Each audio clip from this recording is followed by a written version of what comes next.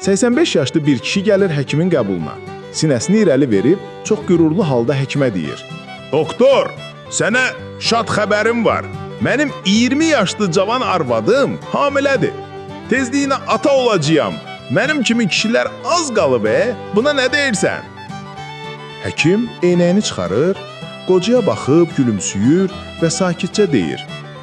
Ağsaqqal, tələsmə. Gəl sənə bir hadisə danışım. Deməli, bir gün bir ovçu meşəyə ova gedir. Amma tələsdiyindən səhvən tüfəng əvəzinə əlinə çətir götürür. Gedir meşəyə, bir də görür ki, qabağına dağ boyda bir ayı çıxdı. Qoca, sonra nə oldu? Həkim, ovçu qorxmur.